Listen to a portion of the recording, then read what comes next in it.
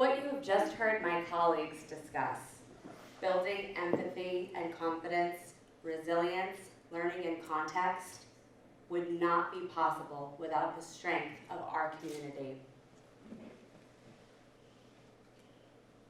Community is the foundation and the fiber upon which we are able to build. And our community is strong. Concrete examples of this abound. Whether you are in a Stepping Stones classroom, watching an older student help a younger student put on a jacket, whether you're walking down the hallways listening to the joyful, possibly loud, and gleeful chatter of first and second grade students on their way to meet their sixth grade buddies.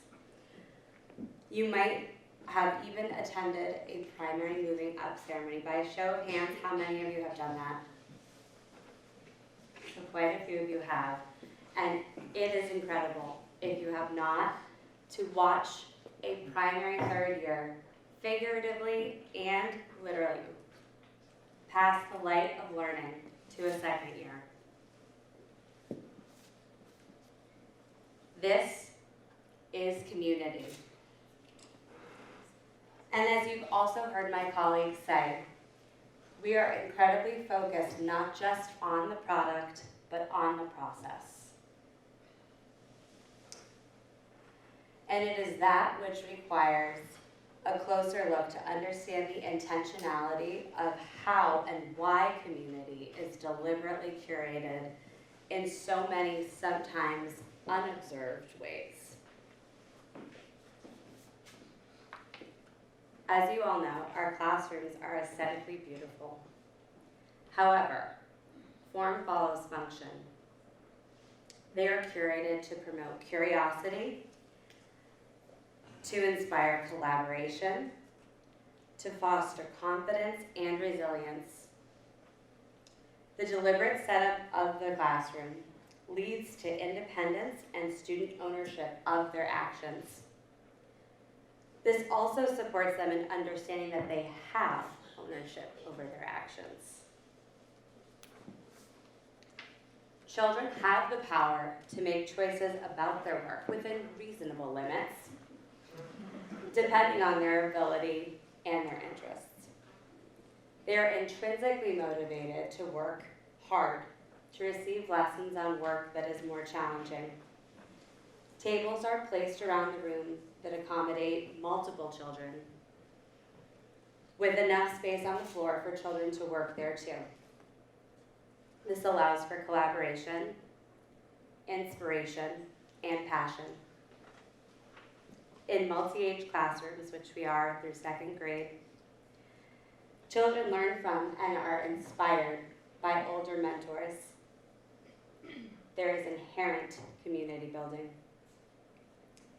Even if they are not actively participating, younger children do learn just by watching, and they absorb lessons about how to be a member of a community. Throughout lower school, the design and functionality remains purposeful, continuing to create opportunity for meaningful interaction and action. Having children understand their role in the classroom is a necessary part of building community. Another way that we cultivate community is by having the children write their own essential agreements.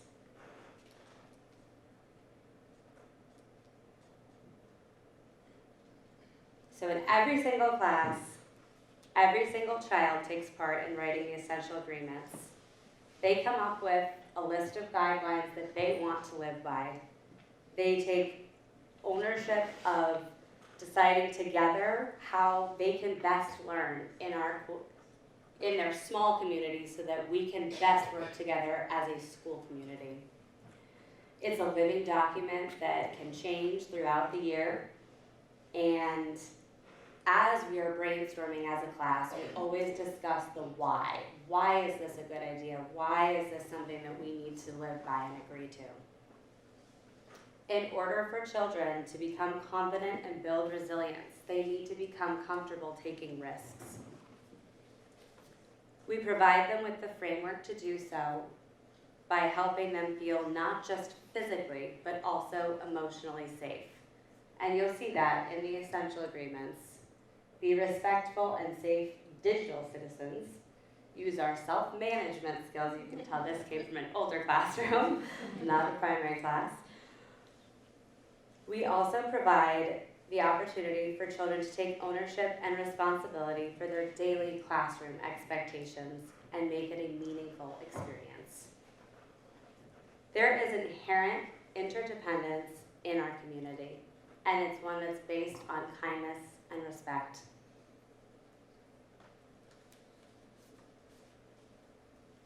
Another way that we build community at Whitby School is by trusting children and by being trustworthy. We empower children to navigate social situations and conflict resolution independently by giving them strategies and skills and support.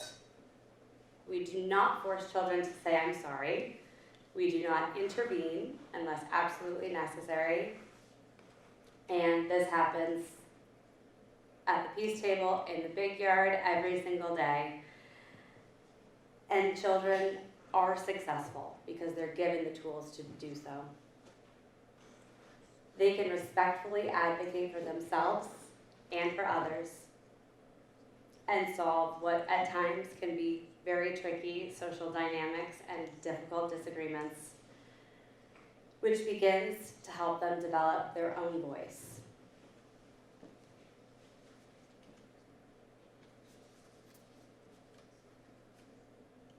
When students are given a voice and a choice,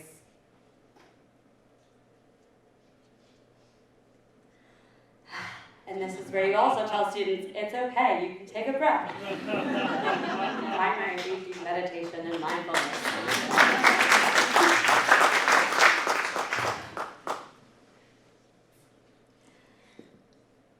When you give students a voice and a choice, they know that they have responsibility for their corresponding actions. Increasing their independence gives them a chance to do that, not just in their academics, but also in their social lives. When children feel safe to advocate for themselves and negotiate their own outcomes, they feel a strong connection to their community, and it is clear that they are an integral part of it.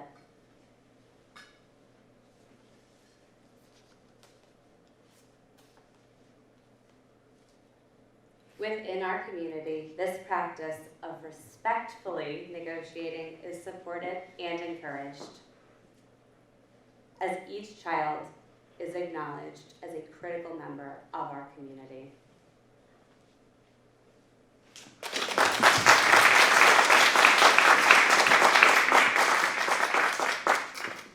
The examples we've heard tonight are few, but they represent really what makes Whitby special. What I'm not sure is as obvious is how much this involves the strategic construction and delivery of learning experiences, which are carefully built and employed to resonate with students, putting them in the ideal situation to optimize their learning experiences. That construction and delivery is constant, but perhaps just as important, yet not as visible, is the ongoing work in creating a culture of learning within our community. As Alyssa was mentioning, only in an environment where adults, parents, and teachers don't just treat students with dignity and respect, but value their ideas and honor their potential, can students feel safe enough to challenge themselves and stimulate their learning and growth. Before I pass things back to Jason in a couple minutes, I want to share 2 examples from middle school that show what students can do if given the opportunity and support, and ask 2 ubiquitous questions in middle schools, which highlight what happens at Whitby and contrast that with what schools experience in so many other parts of the country.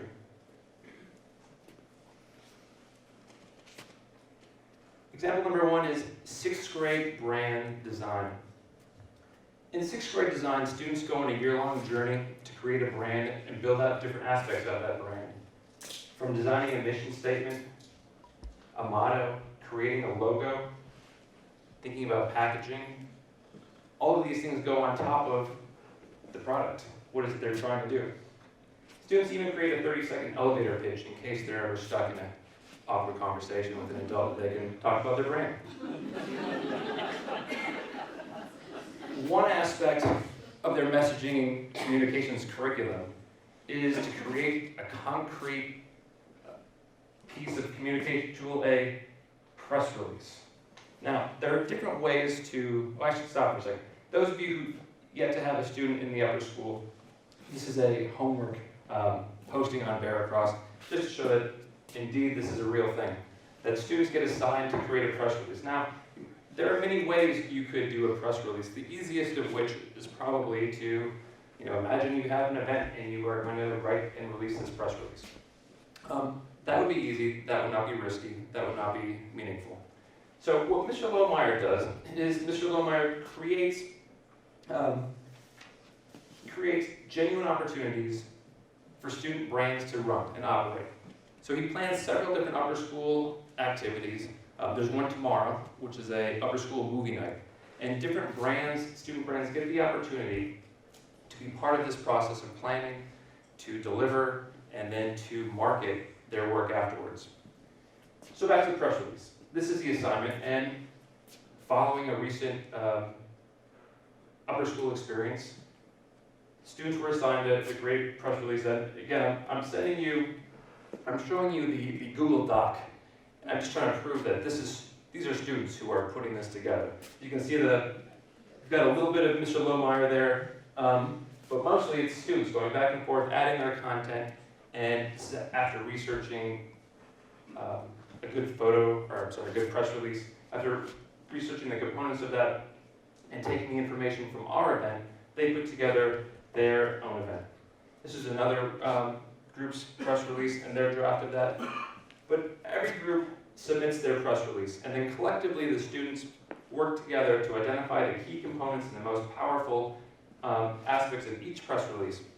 And they take those together, and that gets sent off to the local Greenwich, as it says, for immediate release, Greenwich Local News. Now, while the importance of brand awareness and media management may actually be a 21st century skill nowadays, the real learning here is much deeper. Well, now the thing about the easy way, right? The thing about the hypothetical press release is that this doesn't come from the hypothetical press release. The hypothetical press release requires you to pretend that you're submitting something, pretend that we had an event, and yet this is real.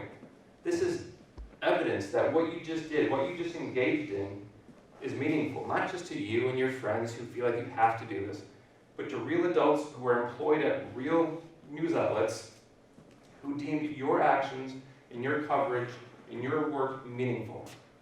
And that's powerful. And that's why, we can skip to the chase because we got there. That's why are we learning this? Is only heard and would be with an actual genuine curiosity. Why are we learning this? And not what's heard in so many other classrooms and so many other schools. And I don't know about you, well, I never took design class in middle school. I never had design class in high school. I assume we didn't. None of us did. But I did say this a lot in my classes. Why are we learning this? What does this have to do with me? And the irony is that our kids in design doing this don't ask that, even though most of them are not going to grow up to be designers. And that's because, while they're not going to grow up to be designers, this was real. And if you can put on an event and you can sell this event to others, there's a lot you can do, and you feel that. Example number 2 is the 8th grade project. And at the end of 8th grade, or the second half of 8th grade, we provide our 8th grade students a final opportunity to dig deep. A final opportunity to take what they've learned from stepping stones if they've been here and apply that. It's something they care about. They identify an issue or a community that they want to help, and they go in deep. With the help of a mentor, they work on doing something that makes a difference, a positive difference in the lives of the people who they care about or they want to help. So there's a little bit of help here. Students are paired up with mentors who help guide them and help them navigate some roadblocks and obstacles, but generally the projects and process is very much student-driven.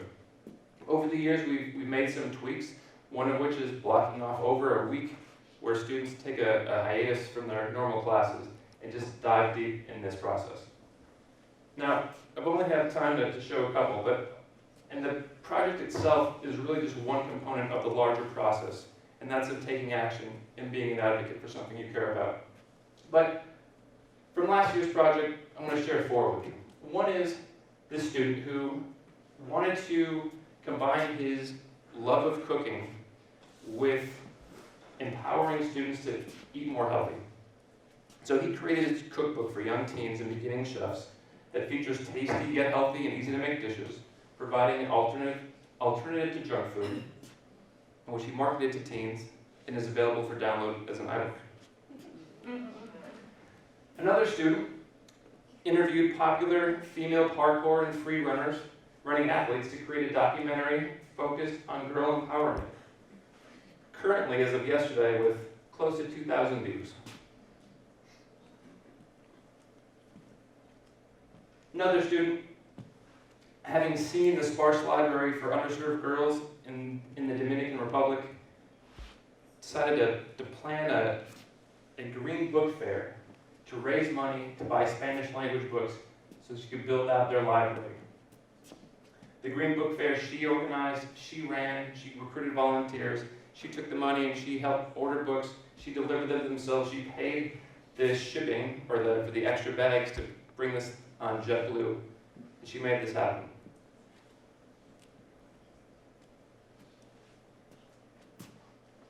Another student, as part of her multi-pronged approach to support local animal shelters and raise awareness for homeless pets, organized a doggy chew making drive in the would-be makerspace with the younger students. Now, these are just 4 of last year's 8th grade projects, and I could share a few more that have the same thing in common as these all do.